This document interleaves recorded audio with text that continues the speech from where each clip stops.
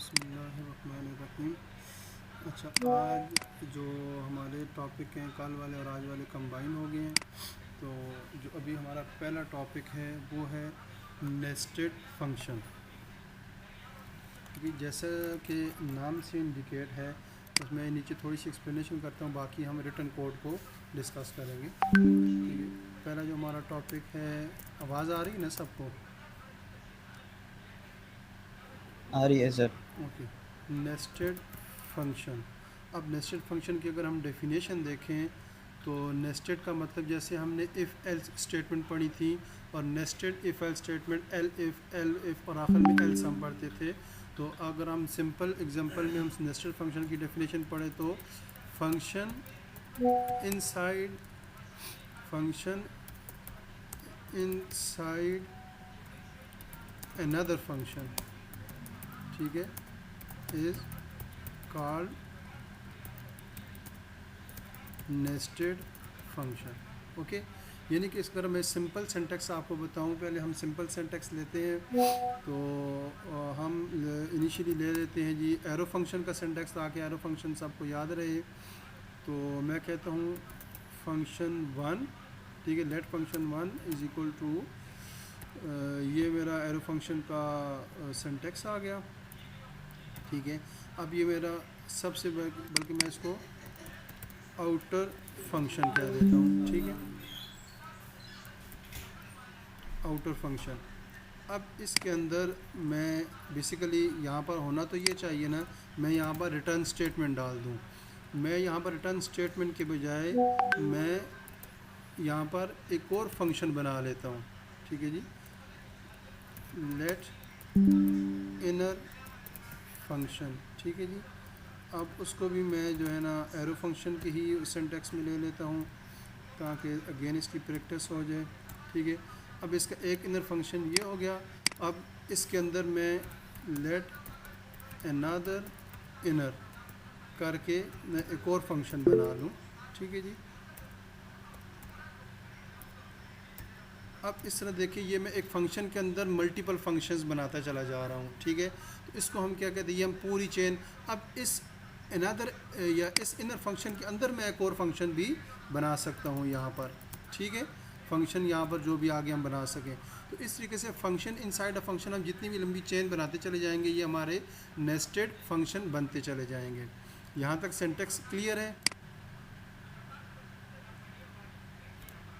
Okay, अब हम चलते हैं जी जस्ट एग्जांपल की तरफ डायरेक्टली।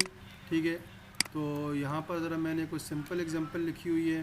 ठीक है, उसको हम साथ साथ चलाते चले जाएंगे, बल्कि इसको मैं हटा देता हूँ ताकि आहिस्ता आहिस्ता आपको चीज़ समझ आए। ठीक है जी, देखें, मैंने सबसे पहले आउटर, इसको मैं सारे को हटा देता हूँ। ये देखें, सबसे पहले मैंने क्या किया कि यहाँ पर एक मैंने फंक्शन बनाया। ये सारा बना के आपको समझ नहीं आएगी। मैंने सबसे पहले फंक्शन बनाया। मैं क्या करता हूँ बेसिकली, इसके साथ में इसकी रियल लाइफ एग्जांपल भी मैं आपको बताना चाह रहा था कि नेस्टेड फंक्शन हमें यूटिलाइज कहाँ पर करते हैं और हमें कब ज़रूरत पेश आते हैं। बेसिकली जब आप एक फंक्शन के साथ उसके अंदर मल्टीपल फंक्शनैलिटी इन्वॉल्व हो, तो वहाँ पर आप जो है ना नेस्टेड फंक्शन यूज़ करते हैं, और इस फंक्शन की वजह से आपकी कोड रीयूजेबिलिटी और कोड की जो है ना रीडेबिलिटी बहुत ज़्यादा इंक्रीज़ हो जाती है। अब इसकी अगर मैं एग्जांपल दूँ, मिसाल के तौर पे हमारे पास एक सिस्टम है जिसके अंदर हमने स्कूल मैनेजमेंट सिस्टम बनाया हुआ है। अब वहाँ पर टीचर आते हैं। ठीक है जी, टीचर की डेली अटेंडेंस होती है, स्टूडेंट्स की डेली अटेंडेंस होती है, और जो एडमिनिस्ट्रेटिव स्टाफ है उनकी डेली अटेंडेंस होती है। अब अगर हम एक अटेंडेंस का फंक्शन बनाने लगें तो टीचर्स के लिए अलहदा बनाना पड़ेगा, स्टूडेंट्स के लिए अलहदा बनाना पड़ेगा, स्टाफ के लिए अलहदा बनाना पड़ेगा। लेकिन हमें पता है कि हमारा सिनेरियो ऐसे है कि हम एक साथ सबकी अटेंडेंस हमने कॉल करनी है। तो मैं उसके लिए क्या करूँगा कि बाहर एक मेन फंक्शन अटेंडेंस का बना लूँगा।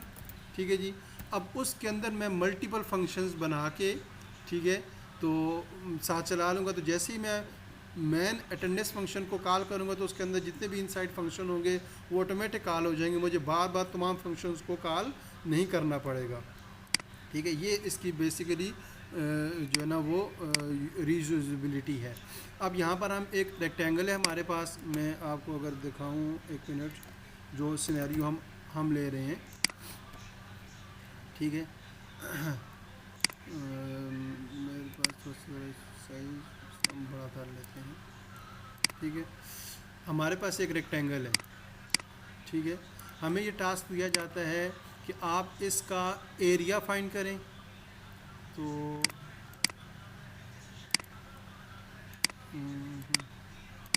हमने इसका एरिया फाइंड करना है, ठीक है, और इसका पेरीमीटर फाइंड करना है, ठीक है। उसके लिए एरिया का क्या है कि एरिया वो जो इसके अंदर जितना स्पेस है उसको एरिया कहते हैं, जबकि जो पेरीमीटर है, पेरीमीटर बेसिकली होता है कि यहाँ से एक बंदा चला, ठीक है, और यहाँ से यहाँ पर आया, देन यहाँ पर, और ये जो टोटल डिस्टेंस है ये सारा इसने कवर किया, ये इसको पेरीमीटर कहते हैं। अब अगर मैं इसके लिए जो है ना वो कोई फंक्शन लिखने लगूँ तो एरिया का फंक्शन मुझे अलग से लिखना पड़ेगा, जबकि पेरीमीटर का फंक्शन मुझे अलग से लिखना पड़ेगा। लेकिन मैं क्या करता हूँ, एक मेन फंक्शन बनाता हूँ और फिर उनको हमें अलग कॉल भी करना पड़ेगा फाइंड करने के लिए। लेकिन मैं क्या करता हूँ, मैं एक मेन फंक्शन आउटर बनाता हूँ और उसके अंदर मैं ये जितने भी हैं दोनों इनर फंक्शन बना लेता हूँ। तो मैं बाहर वाले फंक्शन को सिंगल कॉल करूँगा तो अंदर वाले फंक्शन ऑटोमेटिक कॉल हो जाएंगे। अब हम देखते हैं जी, यहाँ पर मैं कहता हूँ कैलकुलेट रेक्टेंगल, ठीक है जी, और मैंने एक फ़ंक्शन बना लिया कैलकुलेट रेक्टेंगल का, और उसके अंदर जो है ना मैंने कितने 2 पैरामीटर डाल दिए, हाइट, ठीक है, और इसकी टाइप क्या होगी, नंबर होगी, और इसकी विड्थ, और इसकी टाइप नंबर होगी, ठीक है जी। अब जब मैंने यहाँ पर आया तो मैं यहाँ पर रिटर्न स्टेटमेंट के बजाय, अब देखिए मैंने क्या कहा था कि हमें इसके लिए एरिया फाइंड करना है और पेरीमीटर फाइंड करनी है, 2 चीज़ें। तो अब मैं क्या करता हूँ, इस फंक्शन के अंदर एक और फंक्शन जो है ना वो बनाता हूँ, जिसको मैं कहता हूँ कैलकुलेट एरिया, ठीक है, sorry, calculate area, calculate area, ठीक है जी। कैलकुलेट एरिया के नाम से मैंने एक फ़ंक्शन बना लिया, ठीक है, और इस फंक्शन के अंदर, ठीक है, और इस फंक्शन की जो टाइप रिटर्न क्या होगी वो नंबर होगी, ठीक है।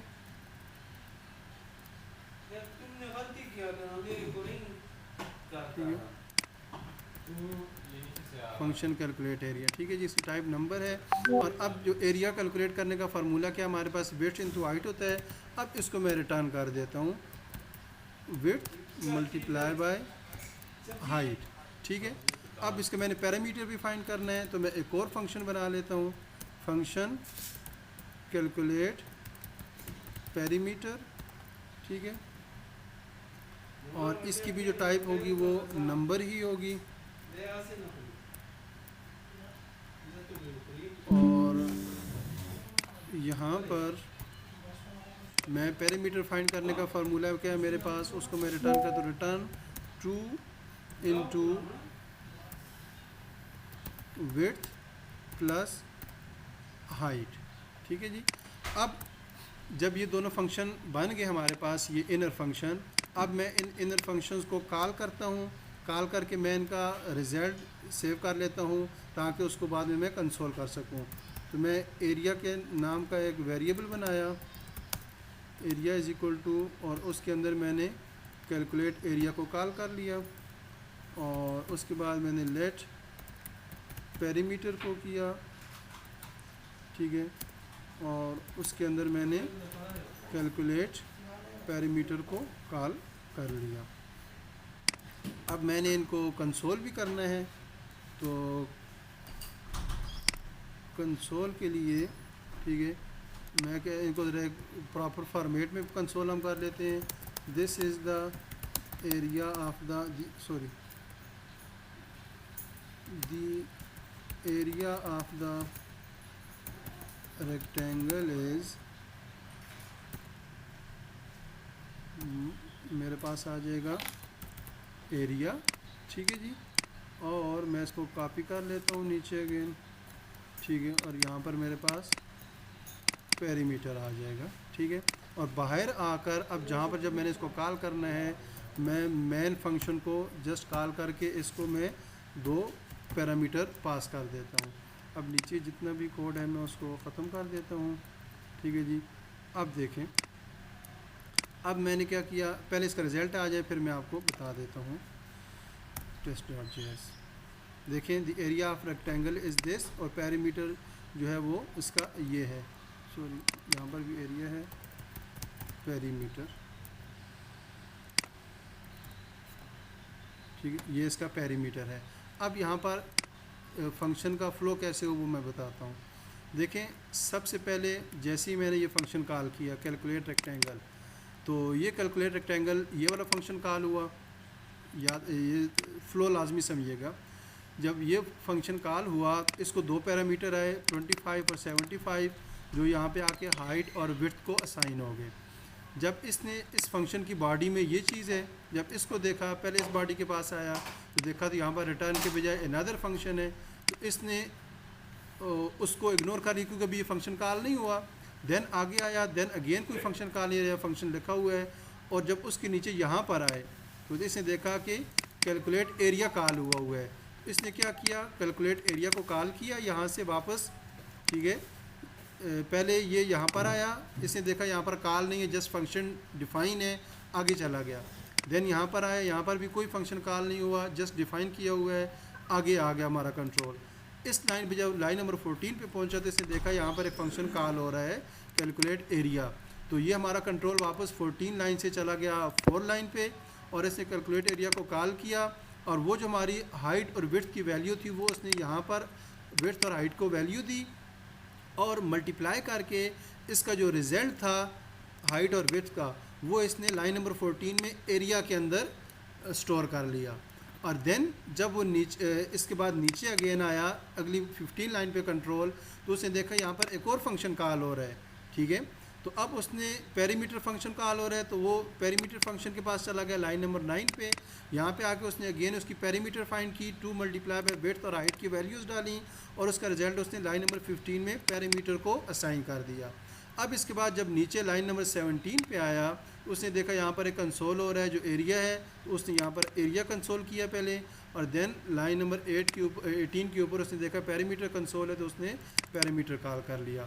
अब अगर हम ये नेस्टेड फंक्शन ना बनाते तो हमें पहले यहाँ पर रेक्टेंगल फंक्शन को कॉल करना पड़ता, बल्कि रेक्टेंगल फंक्शन से पहले भी हमें पेरीमीटर का फंक्शन को अलग से बाहर उसको वैल्यूज़ देना पड़ती, देन उसके बाद हमें एरिया को अलग से वैल्यूज़ देना पड़ती, ठीक है। और उसके बाद जब हम आखिर में जाके कैलकुलेट रेक्टेंगल को कॉल करते हैं हमारे पास ये चीज़ सामने शो होती। तो ये हमें फ़ायदा हुआ नेस्टेड फंक्शन का कि हमने आउटर फंक्शन को कॉल किया तो इनर फंक्शन ऑटोमेटिक कॉल हुए और उन्होंने वैल्यूज़ फाइंड करके हमें डिस्प्ले कर दी। ये हमारा नेस्टेड फंक्शन है। इसमें कोई क्वेश्चन है तो प्लीज़ बता दें। क्लियर है? ओके। हमारा जो अब सेकंड टॉपिक है वो है इमीडिएटली इन्वोक फंक्शन। अब इमीडिएटली इन्वोक फंक्शन नाम से ज़ाहिर हो रहा है कि जो अपनी डिक्लेरेशन के बाद फ़ौरन कॉल हो जाए उसको हम इमीडिएटली इन्वोक फंक्शन कहते हैं। सिंपल इसकी डेफिनेशन ये है।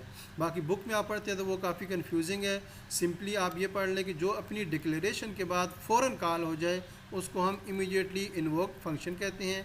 पहले हम आते हैं इसका सिंटैक्स की तरफ। देखें ये इसका मेन सिंटैक्स मैंने लिखा हुआ है यहाँ पर। फर्स्ट ऑफ ऑल आपने पैरेंथेसिस डालनी है। इसकी जो मेन इमीडिएटली इन्वोक फंक्शन की जो सबसे बड़ी वो है निशानी ये है कि वो ऑटोमेटिकली वो ख़ुद पैरेंथेसिस के अंदर जो है ना वो एम्बेड होता है।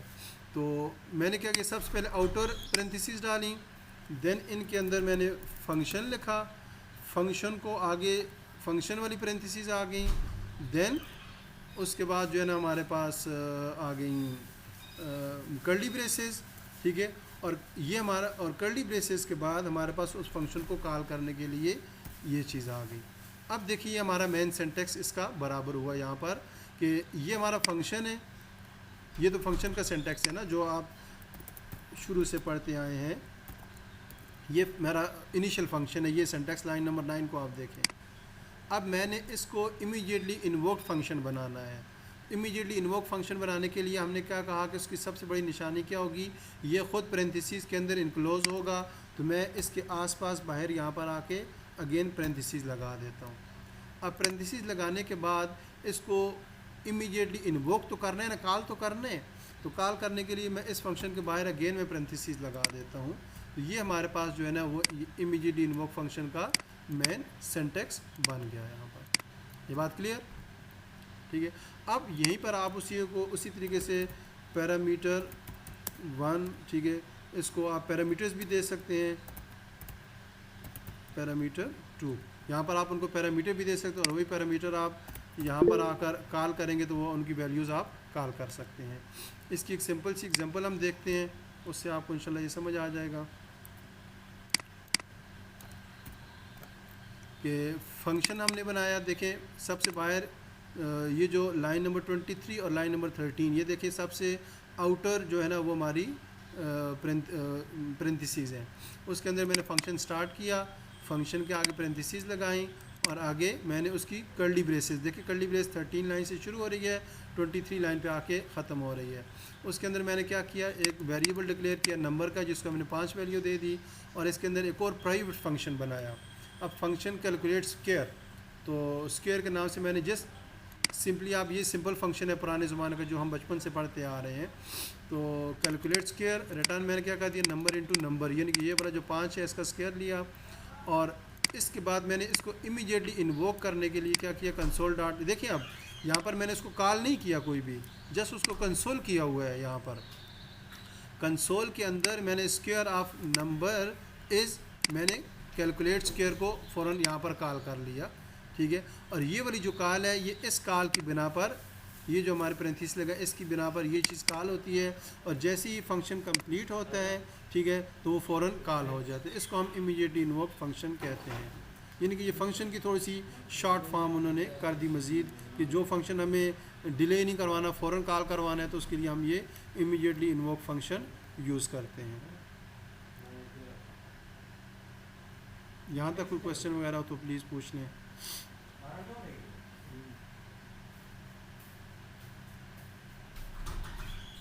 कोई क्वेश्चन?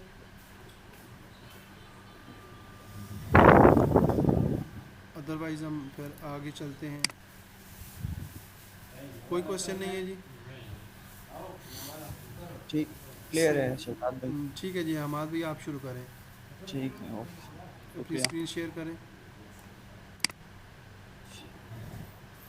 स्क्रीन, ये जो अभी एक भाई ने फ़ॉन्ट साइज़ छोटा है, तो प्लीज़ आप ज़रा वॉइस मैसेज में बता दिया करें ताकि बंदा उसी वक्त उसको मामले को सॉल्व कर लिया करे। अभी मैंने चैट नहीं देखी तो अभी मामला आ रहा है स्क्रीन कि फ़ॉन्ट क्लियर है? छोटा है। जी हाँ, ठीक है जी।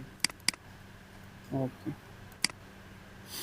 अच्छा, आज हम लोग देखेंगे वेरिएबल स्कोप्स इन फंक्शंस, ठीक है। डिफरेंट स्कोप देखेंगे वेरिएबल के, कहाँ कहाँ हम लोग उसको एक्सेस कर सकते हैं। स्कोप बेसिकली यही है कि हम लोग एक वेरिएबल को किस जगह पे एक्सेस, अगर वो स्कोप में है तो हम लोग उसको एक्सेस कर पाएंगे, अगर वो स्कोप में नहीं है तो हम लोग उसको एक्सेस नहीं कर पाएंगे। ठीक हो गया। लोकल वेरिएबल्स इन फंक्शंस आज हमारा टॉपिक है, पहला टॉपिक। तो local variables are only in scope within the function they are defined, मतलब कि फंक्शन के अंदर जब हम लोग लोकल वेरिएबल बनाते हैं तो उसका स्कोप उस फंक्शन तक ही महदूद रहता है, उस फंक्शन से बाहर उसको हम लोग एक्सेस नहीं कर पाते हैं इसकी। और इधर दूसरी बात आप लोगों को बताई है बुक में, the function parameters that do not use let और वॉर, मतलब जो फंक्शन किसी की वो वॉइस में वो आ रहा है, डिस्टर्बेंस आ रही है, माइक अगर बंद कर दे तो ठीक है। द फंक्शन, अच्छा, फंक्शन के जो पैरामीटर होते हैं उसमें तो हम लोग लेट और वेर यूज़ नहीं करते, जबकि इधर बताया गया अगर ये लाइन देखें, ठीक है, this is true for let variables and var variables, क्योंकि फंक्शन के अंदर अगर हम लोग लेट वेरिएबल्स के साथ और बार कीवर्ड के साथ जब वेरिएबल्स डिक्लेयर करते हैं तो उसका स्कोप उस फंक्शन के अंदर तक ही महदूद रहता है, ठीक है। उसको हम लोग फंक्शन के बाहर एक्सेस नहीं कर पाते उस फंक्शन उस वेरिएबल्स को। जबकि इधर एक और बात कही है दी फंक्शन पैरामीटर्स, जो कि लेट और वार नहीं यूज़ करते कीवर्ड, और वो भी एक लोकल वेरिएबल ही होते हैं, ठीक है। उसको भी हम लोग फंक्शन के अंदर उसको एक्सेस करते हैं। इसका एग्जांपल आपको देखते हैं। मैं एक फंक्शन बना लेता हूँ,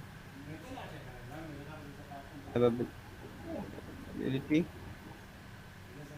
ठीक हो गया।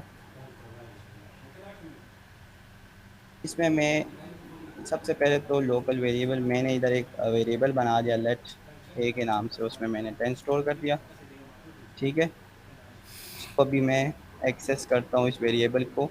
आप देखें, जब मैंने वेरिएबल बनाया है, ये एक लोकल वेरिएबल मैंने बनाया है, ठीक है। इसको आप ग्लोबल नहीं कह सकते, क्योंकि ये हम लोग फंक्शन के स्कोप में बना रहे हैं। इसका स्कोप भी फंक्शन तक ही महदूद रहेगा, ये कर्ली ब्रेसिस के अंदर तक ही रहेगा। अगर मैं इसको भी आप लोगों को प्रिंट करता हूँ, इसको मैंने फिर एक्सेस भी फंक्शन के अंदर ही किया है, ठीक है। सॉरी,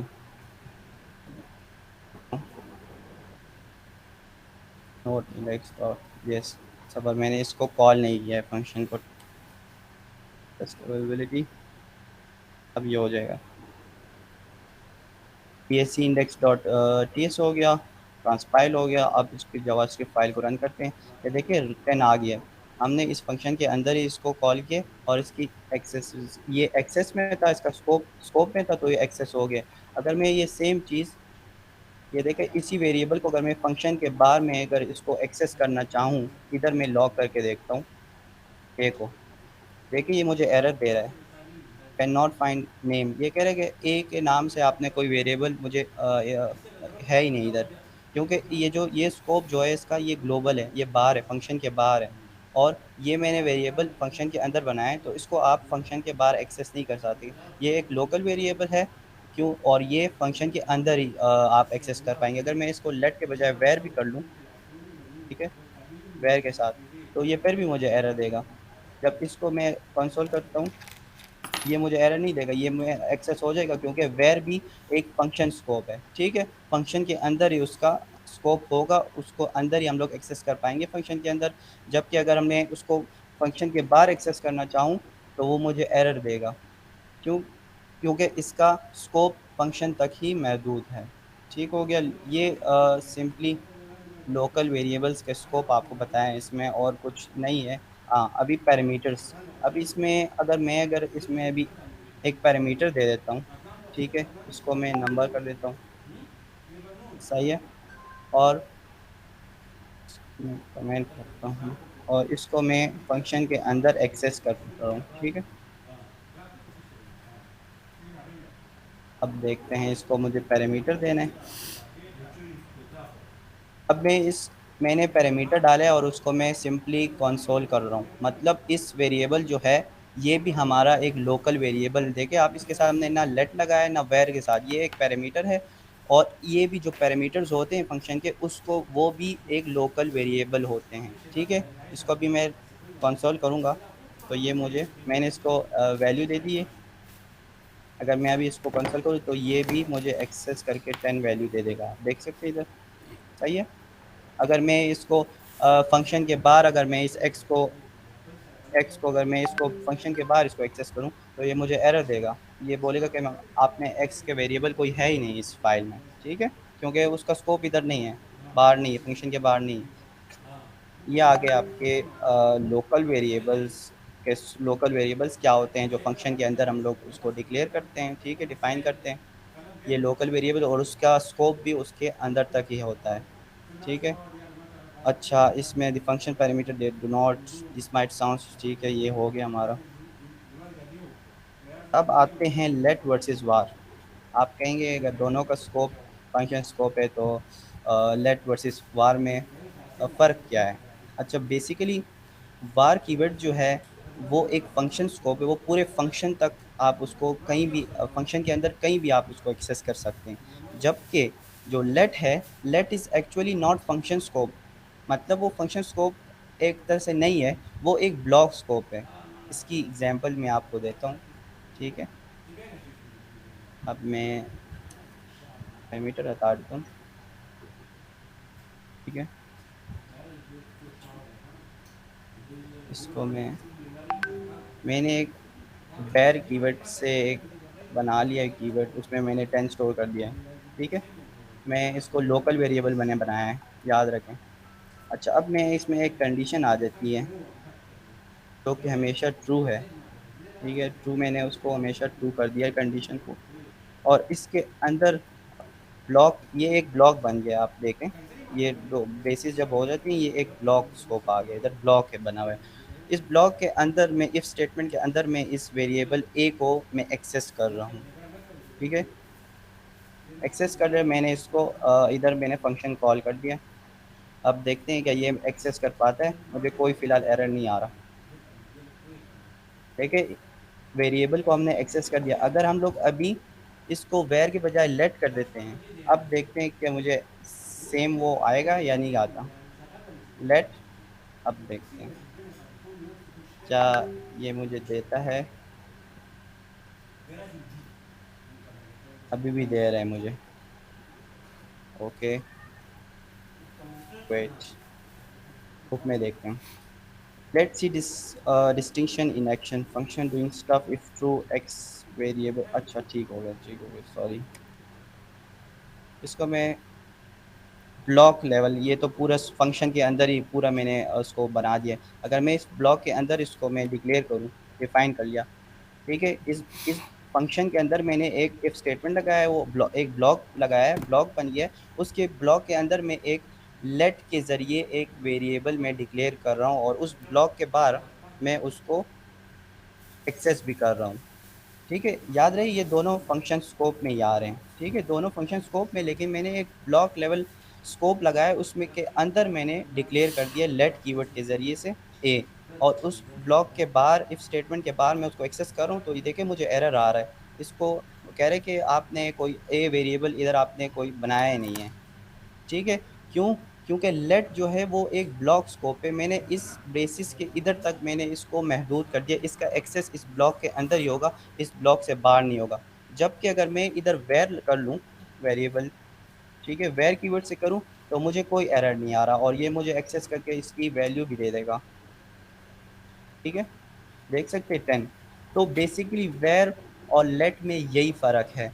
एक दूसरा फ़र्क ये है कि अगर हम लोग इस ब्लॉक स्कोप है, ठीक है, अगर हम लोग वेरिएबल बाद में बना रहे हैं, उसको एक्सेस पहले कर रहे हैं, ठीक है। हाँ।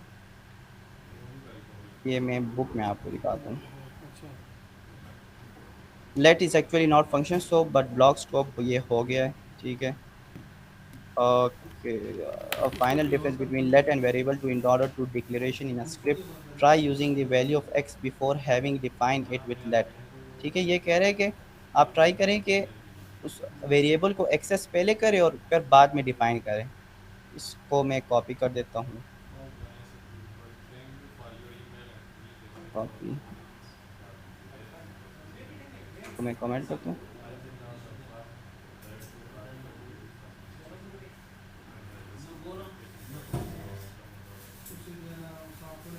कॉपी नहीं हुआ। अच्छा, ये मैं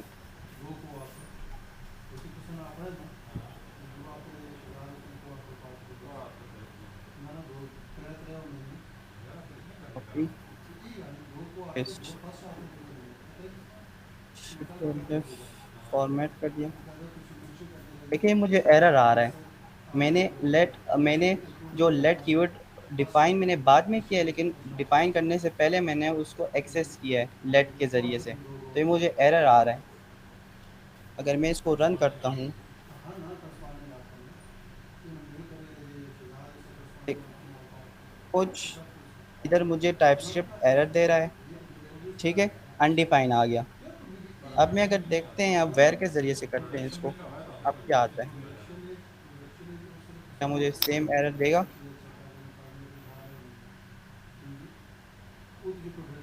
टाइपस्क्रिप्ट तो हमें एक टाइप सेफ्टी प्रोवाइड कर रहा है, देखिए मुझे अनडिफाइंड आ गया इधर, ठीक हो। तो ये कुछ फ़र्क है, उसको कंसोल कंसोल नहीं कर रहा, बल्कि उसको अनडिफाइंड दे रहा है मुझे। मतलब वो वेरिएबल मुझे उसको वैल्यू अभी तक दी ही नहीं है, उसकी वैल्यू हमने नहीं दी है और हम लोग उसको एक्सेस कर रहे हैं, वैल्यू हमने उसके बाद दी है। तो बेसिकली बस आप ये याद रखें मेन डिफरेंस जो है इसका, इधर जब मैंने आपको बताया, ये तो एक एक्स्ट्रा चीज़ हो गई।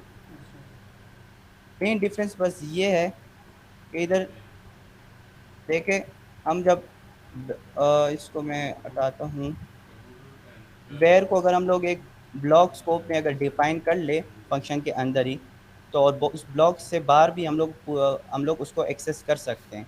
जबकि अगर मैं इधर लेट कर दूँ, let A is equal to 10, तो हम लोग इसको एक्सेस नहीं कर सकते, क्योंकि इसका स्कोप लेट जो है वो एक ब्लॉक स्कोप है, और जो वेरिएबल कीवर्ड है वो एक फंक्शन स्कोप है। मतलब वेरिएबल पूरे फंक्शन में आप एक्सेस होगा, उसका स्कोप होगा, और जो लेट होगा वो एक ब्लॉक स्कोप है। अगर आपने मैंने इधर एक ब्लॉक के अंदर मैंने उसको डिफाइन किया, तो उसका एक्सेस भी मुझे ब्लॉक के अंदर ही मैं उसको इधर से एक्सेस कर पाऊंगा। ठीक है, इससे बाहर अगर मैंने एक्सेस करने की कोशिश की तो मुझे एरर आ गया।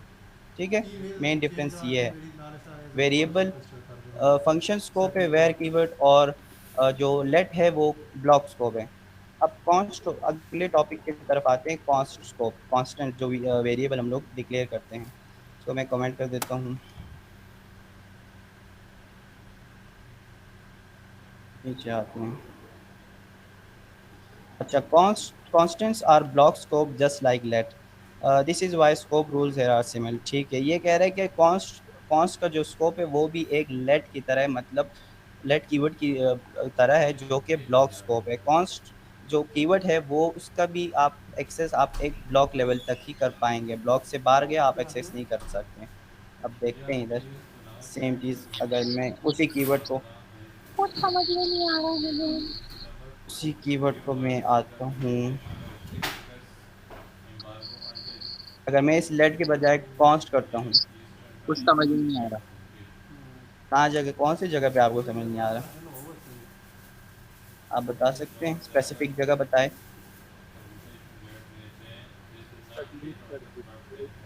देखिए इधर मैंने इफ स्टेटमेंट के अंदर मैंने ब्लॉक बनाया है, ठीक है, कीवर्ड मैंने कॉन्स्ट के ज़रिए से एक वेरिएबल डिफाइन भी कर दिया, डिक्लेयर भी कर दिया, और उसको इनिशियलाइज भी कर दिया। अब मैं उस ब्लॉक के अंदर इसको एक्सेस करूँगा तो मुझे कोई एरर नहीं दे रहा।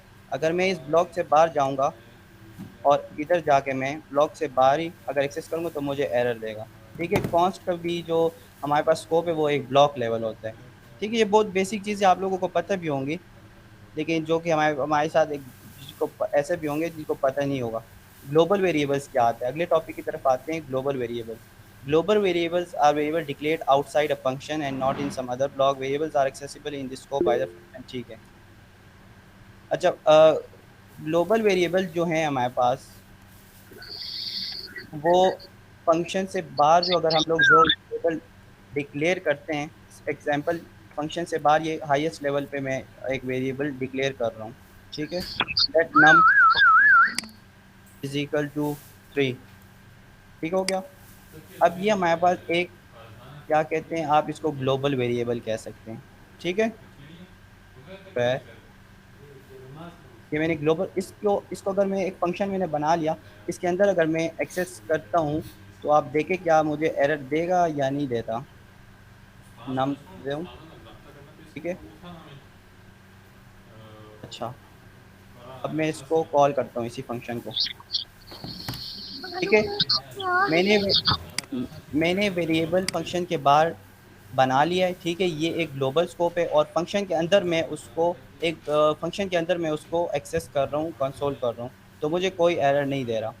ठीक है, जबकि अगर मैं इसको वेरिएबल जो है मैं अगर फंक्शन के अंदर भी मैं उसको कर सकता हूँ, अगर मैं उसको इधर भी कंसोल फंक्शन के बाहर भी उसको एक्सेस करना चाहूँ तो मैं, मुझे कोई एरर नहीं दे रहा, मैं इसको इधर भी एक्सेस कर सकता हूँ। अब ये मुझे 2 दफ़ा मुझे 3 प्रिंट करके देगा, एक फंक्शन के अंदर जो हमने उसको एक्सेस कर रहे थे, और एक फंक्शन के बाहर जब एक्सेस कर, ये देखिए 2 दफ़ा।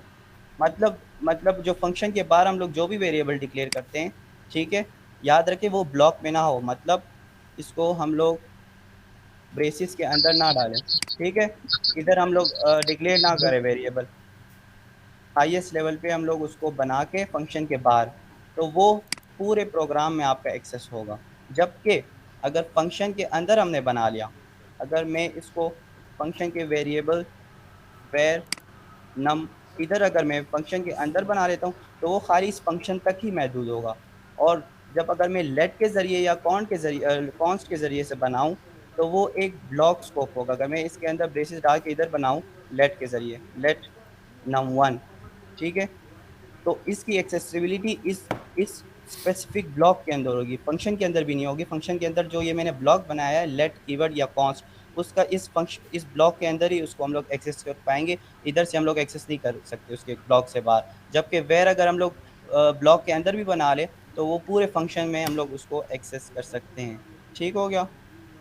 अगर आप लोगों का कोई क्वेश्चन है तो बता सकते हैं, अभी पूछ सकते हैं। हमारे आगे मेरे ख्याल में कोई टॉपिक नहीं है, बस यही छोटा सा हमारा आज सेशन था। आपके कोई क्वेश्चन जो जिधर समझ नहीं आया आप मुझे बता सकते हैं, अभी पूछ सकते हैं।